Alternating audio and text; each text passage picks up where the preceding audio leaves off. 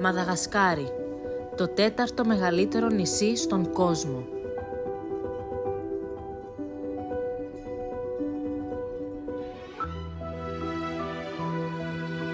Η χλωρίδα και η πανίδα πλούσιες. Οι άνθρωποι της από τους πιο φτωχούς στον κόσμο. Ο μισός πληθυσμός έχει στη διάθεσή του λιγότερο από 1 ευρώ την ημέρα για να ζήσει. Για καθαρό νερό και ιατροφαρμακευτική περίθαλψη πρέπει να περπατούν χιλιόμετρα. Το νερό που ρέει στη χώρα είναι μηδαμινό. Ρεύμα σπάνιο.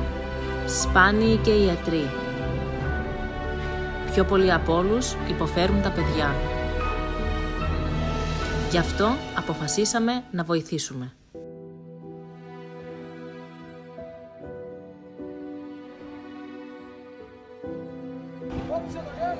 Τη βοήθεια του Θεού, κλείνει, σφραγίζει. Αυτό ήταν, παιδιά. Η μη κερδοσκοπική οργάνωση Ήχα Κύπρου ίδρυσε ένα νοσοκομείο και έφτιαξε ένα πηγάδι για καθαρό νερό, όπου μαζεύουμε δωρεές και εισφορές για να ανακαλύψουμε το κόστος των 15.000 ευρώ τον μήνα για γιατρούς, νοσοκόμους, φάρμακα και ρεύμα. Κάθε χρόνο στέλνουμε ένα κοντέινερ γεμάτο αγάπη και έτσι στηρίζουμε τους ανθρώπους να ζήσουν μια καλύτερη ζωή. Κάθε μικρή δωρεά βοηθάει έναν άνθρωπο.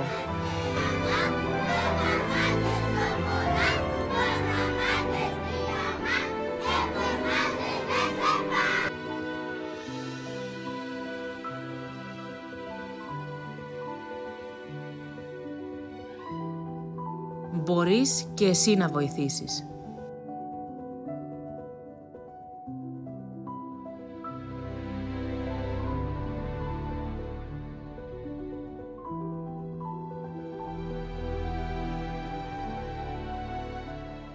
Κάνουμε ένα βίντεο μετά από πάρα πολύ καιρό. Είναι ένα ιδιαίτερο βίντεο γιατί θέλουμε να κοιτάξουμε λίγο πιο πέρα από τις μύτες μας για να δούμε λίγο και τον συνάνθρωπο και όχι μόνο να είμαστε εγωιστές. Βρισκόμαστε σήμερα εδώ με τον Πάτερ Βασίλειο και με τον επίσκοπο Τολιάρας και Νοτίου Μαδαγασκάρης πρόδρομο. Το είπε μετά από πάρα πολύ. Είναι μεγάλη χαρά και τιμή να βρισκόμαστε εδώ.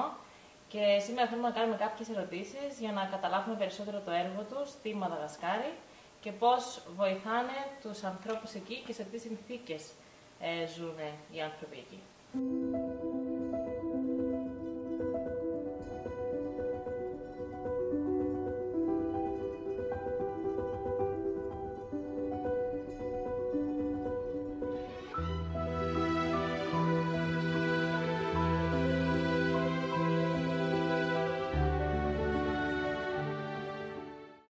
Αύριο γίνεται μια ποδηλασία με το Ήχα. Θέλω να μας πείτε τι είναι το Ήχα για να ξέρει ο κόσμος, πώς δημιουργήθηκε και γιατί δημιουργήθηκε, ποιος είναι ο σκοπός του. Μάλιστα. Το Ήχα είναι ένα σωματείο το οποίο φτιάξαμε για να μπορούμε να στέλνουμε νόμιμα λεφτά στην Αφρική. Ξεκινήσαμε με τη βοήθεια του Θεού μαζί με τον πατέρα Αναστάσιο, ο οποίος είναι γιατρός και ιεραπόστολος. Ξεκινήσαμε μια προσπάθεια σε διάφορα μέρη της Αφρικής να φτιάχνουμε μικρές κλινικές, σχολεία. Τελευταίες κλινικές ήταν στον Μπουρούντι και στη Ρουάντα, αλλά λόγω προβλημάτων μεταφερθήκαμε στην Μαδαγασκάρη. Νότια της Μαδαγασκάρης δεν υπήρχε τίποτα. Όταν λέμε τίποτα. Υπήρχε ένα κρατικό νοσοκομείο το οποίο υπολειτουργεί με πολλές δυσκολίες και για να πας εκεί πληρώνεις. Φτιάξαμε μια μικρή κλινική την οποία επεκτείναμε, μεγαλώσαμε. Ξεκινήσαμε να βοηθούμε εκεί δωρεάν τους συνανθρώπους μας με φάρμακα στην αρχή με 3.000 ευρώ, 5.000 ευρώ, 10.000 ευρώ και σήμερα έχουμε φτάσει στις 15.000 ευρώ το μήνα να στέλνουμε φάρμακα και αναλώσιμα για να μπορούν εκεί οι αδερφοί μας να έχουν δωρεάν τα φάρμακα και τους γιατρούς. Κάτι που δεν κάνει το δημόσιο νοσοκομείο, φαντάζομαι στη Κάτι που για να πας στο δημόσιο νοσοκομείο πριν μπει μέσα, σε ρωτούν κρατάς λεφτά να πληρώσεις. Δεν κρατάς, δεν μπαίνει. Άρα καταλαβαίνω ότι χρειάζεται οπωσδήποτε η βοήθεια του κόσμου, γιατί κάθε μήνα υπάρχουν κάποια έξοδα που πρέπει να καλυφθούν. Αλλιώς γιατί ο κόσμος μετά είναι στο περιθώριο, δεν μπορεί να έχει τα βασικά. Κοιτάξτε, πρέπει να ξέρουμε όλοι μας ότι στην Αφρική και στη Μαδαγασκάρη η έννοια της δωρεάν υγείας και της δωρεάν παιδείας δεν υπάρχει. Δεν μπορείς να πάρεις ούτε ένα ντεπών, δεν μπορείς να κάνεις ούτε μία εξέταση, δεν μπορείς να μπεις στο νοσοκομείο το κρατικό εάν δεν πληρώσεις το ανάλογο ποσό το οποίο σου ζητάει το νοσοκομείο. Η κλινική που έχει δημιουργήσει το Ίδρυμα Ήχα στην Ντολιάρα, στην Επισκοπή Ντολιάρας και Νοτιού Μαδαγασκάρης, φανταστείτε ότι μας έχει βραβεύσει και μας έχει τιμήσει το Υπουργείο Υγείας της Μαδαγασκάρης ως την καλύτερη κλινική στη Νότια Μαδαγασκάρη. Και από άποψη καθαριότητας, αν θέλετε, και από άποψη όλων αυτών των πραγμάτων, των οποίων διαθέτει κλινική. Γιατί πολλοί ακούνε κλινική και έχουμε μία εικόνα, ας πούμε, ότι μπορεί να έχουμε μόνο 4 γιατρούς που παρακολουθούν τους ασθενείς. Ποιο είναι το προσωπικό? Έχουμε οδοντιατρίο, οφθαλμιατρίο, αιματολογικά εργαστήρια, βγάζουμε υπέρηχους, ακτινολογικό κέντρο, συν το φαρμακείο, το οποίο όλες οι εξετάσεις, ένας άνθρωπος που θα μπει μέσα στην κλινική, από τη στιγμή που θα μπει μέχρι και τα φάρμακα που μπορεί να χρειαστεί για τη θεραπεία του, είναι όλα εντελώς δωρεάν. Να διευκρινίσουμε λίγο σε περίπτωση που δεν κατάλαβε ο κόσμος ποιος το χρηματοδοτεί όλο αυτό. Όλο αυτό το χρηματοδοτεί το Ίδρυμα Ήχα, που πρόεδρος είναι ο πατήρ Βασίλειος, και τα έξοδα κάθε μήνα είναι 15.000 ευρώ. Και τα αναλώσιμα, τα φάρμακα τα οποία αγοράζουμε, αυτά που μπορεί να χρειάζονται για τους υπόλοιπους τομείς που σας ανέφερα, στην υγεία μέσα, αλλά πέρα από αυτό και η μισθοδοσία όλου του προσωπικού γίνεται από το Ίδρυμα Ήχα. Όλο το προσωπικό, και επειδή, όπως ξέρετε, για να έχεις καλούς γιατρούς, για να έχεις καλούς νοσηλευτές, όπως και στην Ελλάδα, αν θέλεις μάλλον να έχεις καλούς γιατρούς και καλούς νοσηλευτές, πρέπει να δίνεις και έναν καλύτερο μισθό από αυτό που μπορούν να παραχωρήσουν είτε το κράτος είτε κάποιοι άλλοι ιδιώτες. Και εμείς με την αγάπη εδώ του Ιδρύματος Ήχα αυτό το έχουμε πετύχει, δηλαδή η μισθοδοσία είναι πολύ περισσότερο στους γιατρούς από αυτό που θα έπαιρναν, αλλά αυτό μας δίνει τη δυνατότητα και έχουμε καλούς γιατρούς στην κλινική μας. Είχα μια κουβέντα πριν. Είπαμε ότι αν στο δημόσιο νοσοκομείο σου ζητάει ο γιατρός να φέρεις κάποια πράγματα, αν δεν τα έχεις, τι γίνεται? Αν δεν, ας πούμε, για να κάνεις ένα χειρουργείο, το οποίο μπορεί να έχεις έναν καρκίνο ή κάτι άλλο, τη χολή, ας πούμε, να πρέπει να βγάλεις, πηγαίνεις στο νοσοκομείο, συναντιέσαι με τον γιατρό, και σου δίνει μία λίστα και σου λέει χρειάζεται αυτά για το χειρουργείο. Πας στο φαρμακείο του νοσοκομείου, τα αγοράζεις από το φαρμακείο του νοσοκομείου. Τελείως μόνος σου. Και πάρα πολύ απλά, αν δεν έχεις αυτά τα φάρμακα, πεθαίνεις. Και αν δεν έχεις να πληρώσεις να μπεις μέσα. Εννοείται, δεν μετριέται η ζωή, ξέρετε, εκεί πέρα, όπως εμείς τι φανταζόμαστε. Και δεν έχουν ούτε το φαγητό. Παίρνουν από το σπίτι στην κατσαρόλα και έξω από το νοσοκομείο, το δημόσιο, ανάβουν ξύλα και βάζουν εκεί ζεστό νερό, φτιάχνουν λίγο ρύζι και παίρνουν στον άγνωστό τους. Αν δεν έχεις την κατσαρόλα μαζί σου και λίγο ρύζι, ο ασθενής που θα είναι μέσα δεν έχει φαγητό. Το event που γίνεται αύριο, η ποδηλασία, ο κόσμος πώς συνεισφέρει? Θα έχουμε φανέλες, μπλούζες που γράφουν πάνω την ποδηλασία μας, θα έχουμε πίνακες φωτογραφικούς που όπως βλέπετε πίσω, τους οποίους έχουμε τυπώσει, είναι από φωτογραφίες που βγάλαμε εμείς οι ίδιοι. Δεν είναι από περιοδικά, είναι δικές σας. Δικές μας φωτογραφίες, προσωπικές φωτογραφίες, τις οποίες θα πουλήσουμε, και βεβαίως είναι δεχτή οποιαδήποτε εισφορά, μικρή και μεγάλη. Εμείς στηριζόμαστε στις εισφορές μηνιαία και στην αυριανή μέρα. Όχι για να τα βάλουμε στην τσέπη μας, για να βοηθήσουμε τα παιδιά της Αφρικής. Αυτό πρέπει να το ξεκαθαρίσουμε. Να ξεκαθαρίσουμε ότι όλοι εδώ είμαστε εθελοντές. Είμαστε μια ομάδα εθελοντών, οι οποίοι κανένας δεν έχει πληρωθεί ποτέ, αλλά όλοι πληρώνουμε για να στηρίζουμε αυτή την προσπάθεια. Κάθε μήνα 15.000. Κάθε μήνα 15.000 και τώρα δώσαμε άλλα 20.000 για να φτάσει το κοντέινερ στο. Σχετικά με το κοντέινερ, κάθε πόσο στέλνατε και τι περιέχει μέσα? Στέλναμε κάθε 2 χρόνια, αλλά ανέβηκαν πάρα πολύ τα κόστα. Φέτος όμως στοχεύουμε να στείλαμε ένα και έφτασε πριν μερικές μέρες. Και ξεφορτώθηκε με μηχανήματα που μας έχει παραδώσει. Πρέπει να ευχαριστήσουμε εδώ και τον ΟΚΙΠΗ που μας βοηθάει και το Υπουργείο Εξωτερικών που μας έχει στηρίξει και το Σταυροβούνι που μας έχει ενισχύσει οικονομικά για να αγοράσουμε ένα μηχάνημα, και τα νοσοκομεία και τα ιδιωτικά νοσοκομεία, το Αρετέων και άλλα νοσοκομεία, από τα οποία μας έχουν δώσει με πολύ αγάπη μηχανήματα τα οποία έχουμε στείλει στο κοντέινερ.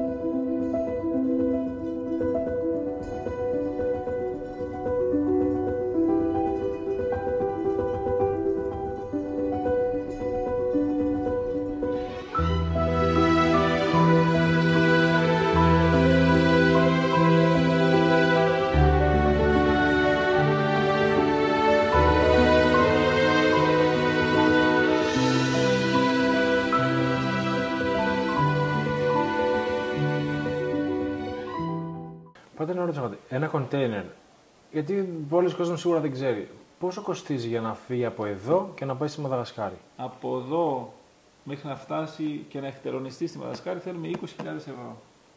Άδειο. Άδειο. Χωρίς τα πράγματα μέσα. Χωρίς τα πράγματα που μπαίνουν μέσα. Και τα πράγματα που μπαίνουν μέσα, επειδή είναι αξίας πράγματα που μπαίνουν μέσα, μπορεί να είναι και 100.000 και 150.000 και 50 αναλόγως στα πράγματα που έχουν μπει μέσα. Και η αγάπη των ανθρώπων που μας δίνει, ας πούμε, και βάζουμε μέσα και το λάδι που είναι πολύ σημαντικό και το νάμα που είναι για τις λειτουργίες εκεί που δεν υπάρχει κρασί για το αυτό, και τα κεριά και ρούχα και ό,τι χρειάζεται. Άρα ακόμα και 1 ευρώ και 50 λεπτά είναι πάρα πολύ σημαντικά. Και 20 λεπτά. Σας πει για τα ευρώ τι χρειάζεται ένα παιδί στο σχολείο, πόσα χρειάζεται για να είναι στο σχολείο ένα παιδί. Ένα παιδί για να ξεκινήσει τη σχολική του χρονιά και να την τελειώσει είναι στα 25 με 30 ευρώ. Το χρόνο μόνο.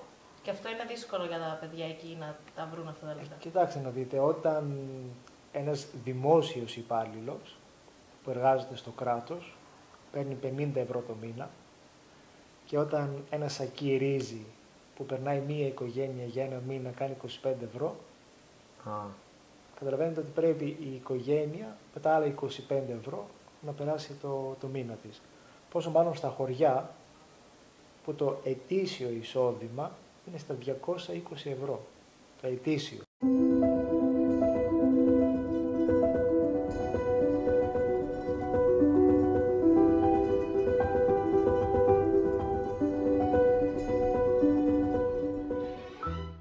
Κοιτάξτε, μιλάμε για Survivor και επειδή ζούμε έτσι λίγο και στην εποχή μας και βλέπουμε όλα αυτά τα reality, τάχα μου της επιβίωσης, το πραγματικό Survivor το ζουν οι άνθρωποι της Αφρικής. Γιατί η καθημερινότητά τους είναι απλά μία επιβίωση, δηλαδή να εξασφαλίσουν ένα πιάτο φαγητό που από τη στιγμή που θα γεννηθούν μέχρι και τη στιγμή που θα αποχωρήσουν από αυτή τη ζωή, τις περισσότερες φορές είναι το ίδιο. Είναι ένα πιάτο ρύζι που θα συνοδεύεται από ελάχιστες φακές, από ελάχιστο φασόλια, από ελάχιστο όσπρια και πάρα πολύ σπάνια εννοείται ότι θα φάνε κρέας.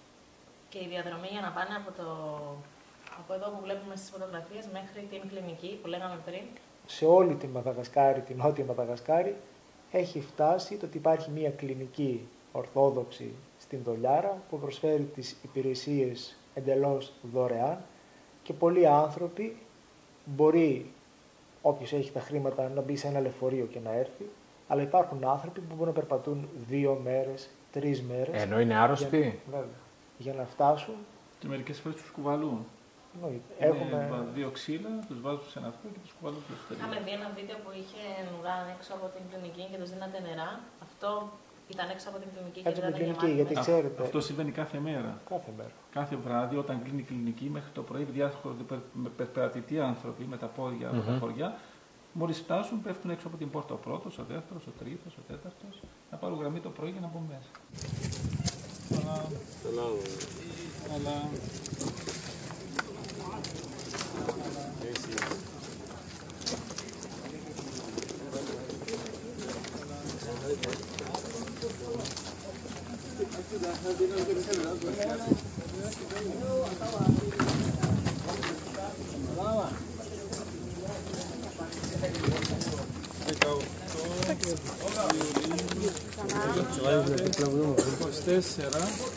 Βρισκόμαστε έξω από την κλινική, μικρά παιδάκια όπως βλέπετε εδώ, περιμένουμε την μαμά τους.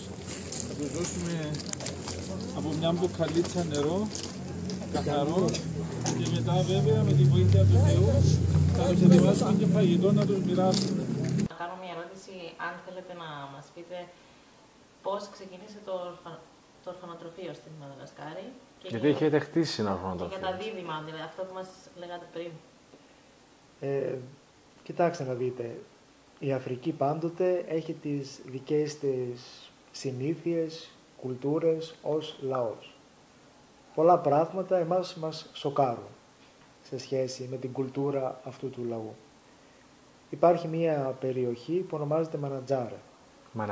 Μανατζάρε και ο καθένας μπορεί να μπει και στο ίντερνετ, να το ψάξει και να το δει. Σε αυτή την περιοχή γεννιούνται αρκετά δίδυμα παιδιά. Υπάρχει όμως μια παράδοση που δεν θέλει τα δίδυμα αδέρφια να μεγαλώνουν μαζί. Είναι κατάρα να μεγαλώσουν τα δίδυμα αδέρφια μαζί από ένα περιστατικό που είχε συμβεί με μια βασίλισσα που είχαν και βρισκόταν στο Μανατζάρε. Έγινε ένας εμφύλιος, μέσα στην αναμπουμπούλα, το πούμε έτσι, στον πανικό, αποχώρησαν και ξέχασαν τα δίδυμα πίσω, στέλνουν το στρατό να πάρουν τα δίδυμα και στην επιστροφή σκοτώνουν όλος ο στρατός και τα δίδυμα. Οπότε αυτό αποτελεί πλέον κατάρα. Βρισκόμενος εγώ σε αυτή την περιοχή και ακούγοντας όλο αυτό το πράγμα, λέω δεν μπορώ να μείνω αμέτωχος. Ποιο πράγμα, ότι σκοτώνουν το ένα εκ των δύο. Δηλαδή αν δεν βρεθεί κάποιος να το πάρει, στην οικογένειά του, να το υιοθετήσει σαν να λέμε. Πρέπει να το θανατώσουν το παιδί. Το σκοτώνουν. Εν έτη 2024. Και πήραμε μία απόφαση και δημιουργήσαμε αυτό το ορφανοτροφείο με σκοπό να σώσουμε όσα περισσότερα παιδιά μπορούμε και από τα δίδυμα, αλλά και από άλλες καταστάσεις, γιατί όπως σας είπα, οι γυναίκες εκεί γεννούν στα χωριά τους, γεννούν μέσα στα σπίτια τους, σε συνθήκες πάρα πολύ δύσκολες. Δεν υπάρχουν ούτε καθαρά δωμάτια, δεν υπάρχει η έννοια του τσιμέντου, η έννοια το πλακάκι, το σπίτι είναι κάτω χώμα. Με αποτέλεσμα να πεθαίνουν μερικές πολλές γυναίκες χάνουν τη ζωή τους κατά τη διάρκεια του τοκετού. Άρα το ορφανοτροφείο το οποίο δημιουργήσαμε θα είναι ένα καταφύγιο και για τα δίδυμα παιδιά βέβαια, αλλά και για οποιαδήποτε άλλα παιδιά. Έτσι. Κάνουμε μια προσπάθεια τώρα να βοηθήσουμε να αγοράσουμε κρεβατάκια και στρώματα για το ορφανοτροφείο. Είναι στο στόχο μας για το επόμενο κοντέρ για να ενισχύσουμε με κρεβάτια και στρώματα για το... Όταν λέμε κρεβάτια, στρώματα... Διπλά κρεβάτια, κρεβάτια διόρφα, κουκέτες. Πρέπει να τα αγοράσουμε... Για τον εξοπλισμό. Ναι. Εμείς στο σπίτι μας μπαίνουμε μέσα, αφήνουμε τα κλειδιά, ανοίγουμε το φως, διψάμε, θα ανοίξουμε την πρίζα, πιούμε νερό. Ποια είναι η κατάσταση στην Αφρική? Είναι τόσο τα δεδομένα είναι αυτά που έχουμε και εμείς εδώ? Ό,τι είναι αυτονόητο σε εμάς, στην Αφρική δεν είναι αυτονόητο. Αν πας σε ένα χωριό και δείξεις αυτό το πράγμα, απλά δεν θα ξέρουν να σου απαντήσουν τι είναι. Όχι το ποτήρι, το σκεύος. Τι έχει μέσα το ποτήρι. Γιατί η έννοια του νερού είναι ένα καφέ χρώμα. Στην Νότια Μαδαγασκάρη πάσχουμε από το νερό. Βρέχει 5 φορές τον χρόνο.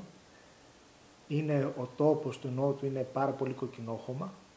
Άρα ακόμα και το νερό στα ποτάμια δεν είναι καθαρό. Δεν υπάρχουν κάτω πέτρες ώστε να βγαίνει καθαρό το νερό. Και οι άνθρωποι πίνουν αυτό το νερό. Εμείς έχουμε δημιουργήσει 25 πηγάδια, συν την υδροφόρα που μεταφέρει το νερό, αλλά αν πας σε ένα χωριό δεν υπάρχει ηλεκτρικό ρεύμα. Δεν υπάρχει ίδρυυση, δεν υπάρχουν κρεβάτια, δεν υπάρχουν τραπέζια, δεν υπάρχουν καρέκλες. Δηλαδή αυτά τα που είναι αυτονόητα για εμάς, έτσι, υπάρχει μια κατάσταση που όλοι θα μοιραστούν τα πάντα, δηλαδή θα υπάρχουν 4 πιάτα που μπορεί από τα 4 πιάτα, ακόμα και στις γιορτές τις οποίες κάνουμε στα χωριά, φανταστείτε ότι θα φάμε 20 άτομα στην αρχή, με το ίδιο πιάτο θα φάνε οι άλλοι 20 και με το ίδιο πυρούνι, μετά οι άλλοι 20 και πάει μέχρι να τελειώσουμε όλοι. Δηλαδή δεν υπάρχει ποσότητα. Κοιτάξτε, τα παιδιά εδώ ήρθαν από τα χωριά γύρω-γύρω. Αυτό που φτιάξαμε με όλη μας την αγάπη, 15.000 ευρώ, στοίχησε φωτοβολταϊκά, γεμίζει 2 τόνους την ημέρα. Και κοιτάξτε εδώ, περιμένουμε γραμμή, οι άνθρωποι με υπομονή, τα παιδιά, μικροί και μεγάλοι, για να γεμίσουν το παγούρι, για να πάρουν στο σπίτι να πιούν καθαρό νερό. Αυτό σημαίνει πολλά. Γιατί πριν δεν είχαν καθαρό νερό να πιούν και αρρώστηναν πολύ περισσότερο. Εγώ θέλω να δώσω να καταλάβω στον κόσμο ότι ακόμα και 50 λεπτά να βάλει είναι πολύ σημαντικό. Αν όλοι βάλουμε από 50 λεπτά θα λύσουμε το πρόβλημα. Με 50 λεπτά σώζουμε ένα παιδί. Με 50 λεπτά το μήνα. Κοιτάξτε, ναι. Σώζουμε ένα παιδί. Σώζουμε. Δηλαδή, θέλω να πω ότι ας το πάρουμε λίγο σε μία άλλη αναλογία. Έτσι. Αν ο καθένας μας, από εμάς, κερνάει έναν καφέ κάθε εβδομάδα ένα παιδί στη Μαδαγασκάρη, σώζει πολλά παιδιά, όχι ένα.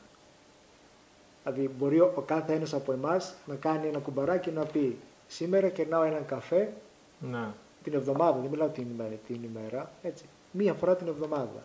Αν βάλεις, νομίζω τουλάχιστον 2,5 ευρώ. 2,5 ευρώ την εβδομάδα, ναι, εντάξει. Αν βάλεις αυτά τα 2,5 ευρώ στην άκρη και στο τέλος του μήνα καταθέσεις αυτό το ποσό, έχεις σώσει πολλά παιδιά. Εγώ από πλευράς μου θέλω να ευχαριστήσω όλους τους εθελοντές που είναι μαζί μας τόσα χρόνια και αγωνίζονται και στερούνται από την οικογένειά τους πολλές ώρες. Αυτό δεν μπορείτε να το καταλάβετε. Κάποια άτομα που είναι στο σωματείο δουλεύουν καθημερινά για να μπορούμε να λειτουργούμε όπως λειτουργούμε. Ναι. Αυτό είναι πολύ σημαντικό. Και βέβαια να ευχαριστούμε τους λογιστές που δωρεάν μας φτιάχνουν τα λογιστικά, όλους τους ανθρώπους που βοηθούν με οποιοδήποτε τρόπο. Και τώρα, ας πούμε, έξω από την εκκλησία κουβαλούν ποδήλατα για αύριο. Έχουμε θελοντές, έχουμε ανθρώπους οι οποίοι έχουν φύγει από τη δουλειά τους, έχουν πάρει off και δουλεύουν για μας και αύριο όλη μέρα. Αυτούς τους ανθρώπους θέλω να τους ευχαριστώ και βέβαια να ευχαριστήσουμε όλους.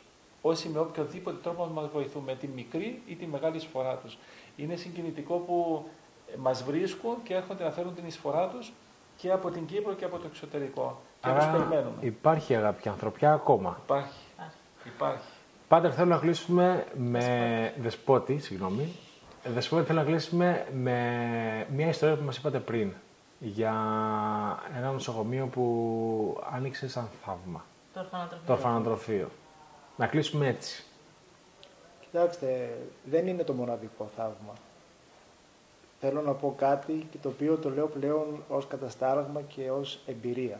Μπορεί να ακουστεί λίγο περίεργο, αλλά εγώ μέχρι και που έγινα δεσπότης, πίστευα ότι όταν ένας άνθρωπος είναι μέσα στο σχέδιο του Θεού που ονομάζουμε, ότι όλα του πάνε καλά. Πλέον μπορώ να πω ότι όταν ένας άνθρωπος είναι μέσα στο σχέδιο του Θεού, δεν του πάνε όλα καλά, αλλά εσωτερικά μέσα του υπάρχει μια απόλυτη γαλήνη και ηρεμία. Και θέλω να πω ότι εγώ ξεκινώντας για τη Μαδαγασκάρη, ούτε γνωριμίες είχα, ούτε κόσμο γνώριζα. Ήμουνα 3 χρόνια βέβαια στο Καμερούν, αλλά ως ιερέας απλά διακονούσα εκεί. Και όταν με έκαναν επίσκοπο είπα, πού πάω Θεέ μου. Εγώ έφυγα από την Ελλάδα έχοντας 6.000 ευρώ. Αυτά ήταν τα χρήματα που είχα μαζί μου, τίποτα άλλο. Και δεν ήξερα πού πηγαίνω. Μέσα σε αυτά τα 5 χρόνια, τα έργα τα οποία έχουμε κάνει έχουν ξεπεράσει το 1,5 εκατομμύριο. Και το ορφανοτροφείο και τα σχολεία και το ορφανοτροφείο, σας λέω ότι εγώ πίστευα όταν ξεκίνησα την ιδέα αυτή για το ορφανοτροφείο, γνωρίζοντας την νομοθεσία του κράτους ότι πρέπει να χτιστεί σχολείο, κοιτώνες, τουαλέτες, μια μικρή κλινική, η τραπεζαρία, η κουζίνα, όλα αυτά, με την εμπειρία που είχα περίπου, έλεγα θα πάει στις 200.000. Έκανα ένα ταξίδι στην Αυστραλία και μαζεύτηκαν 70.000 ευρώ. Και επιστρέφοντας έλεγα τι να κάνω, να το ξεκινήσω, να μην το ξεκινήσω, να προσπαθήσω, να μην προσπαθήσω. Και ήταν 1η Μαΐου. Είχα λειτουργήσει, εγώ με 2 μοναχές που έχουμε. 1η Μαΐου στην Μαδαγασκάρη, επειδή ήταν έτσι, τηρούν και εκεί την ημέρα αυτή, δεν λειτουργούσε τίποτα. Και χτυπάει το τηλεφωνό μου, ήταν ένας άνθρωπος και μου λέει «Γεια σας, παρακολουθώ το έργο σας και θα ήθελα να κάνω μία εκκλησία». Λέω «Ξέρετε, με τις εκκλησίες λίγο έχουμε χτίσει 15, φτάνουν». Και του είπα την πραγματικότητα, ήμουν πάρα πολύ ειλικρινής ότι υπάρχει αυτό το έργο, έχουν μαζευτεί αυτά τα χρήματα, αλλά σίγουρα δεν θα βρεθεί ένας άνθρωπος να δώσει το υπόλοιπο. Και μου λέει ο άνθρωπος «Πόσα χρήματα σας λείπουν?» Και λέω εγώ 110.000 ευρώ. Δράπηκα να πω 130. Και μου λέει θα σας τα δώσω εγώ. Εννοείται ότι δεν τον πίστεψα και ότι όταν κλείσαμε το τηλέφωνο, σκέφτηκα ότι θα είπα από μέσα του άνθρωπο: εγώ ήθελα να δώσω 30.000 ευρώ και ο δεσπότης εδώ θέλει να μου πάρει 110. Πολύ φυσιολογικό. Πολύ φυσιολογικό να το σκεφτόταν ο καθένας, έτσι. Μετά από 5 μέρες με παίρνει ο άνθρωπος τηλέφωνο και μου λέει: σας έβαλα τις 110.000 στο λογαριασμό της Επισκοπής. Και βέβαια, εντάξει, έπαθα το σοκ το οποίο παθαίνει ο καθένας από εμάς. Φωνάζω το μηχανικό, βγάζουμε τα σχέδια και τελικό κόστος ήταν 180.000. Οι 110 αυτού του ανθρώπου και οι 70 της Αυστραλίας. Και οφείλω να πω, απλά μου έχει ζητήσει ότι δεν θέλει ποτέ να μαθευτεί το όνομά του. Αυτός ο άνθρωπος είναι από την Κύπρο. Αυτά τα χρήματα. Και πρέπει να πούμε ότι είναι το κτίριο μόνο. Για να λειτουργήσει όμως χρειάζονται όλα τα άλλα που πρέπει να σταλούν με πολύ αγάπη να πάρουν.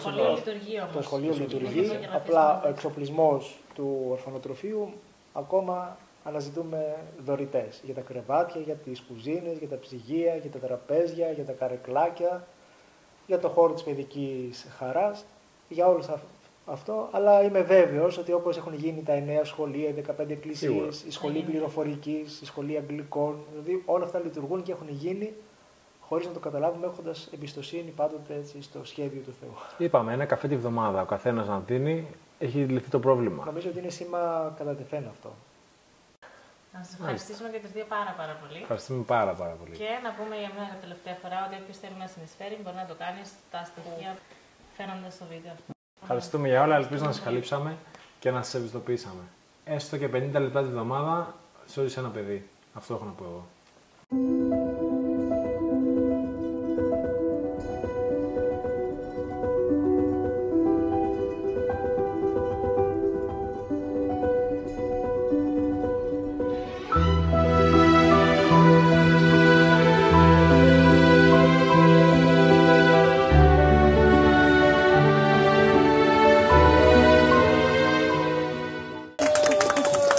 Να δούμε για τα παιδιά της Αφρικής. Βοηθήστε για να μπορούμε να βοηθούμε τα παιδιά εδώ στην Αφρική, στη Μαδαγασκάρη, στο Τουριάρ. Ευχαριστούμε.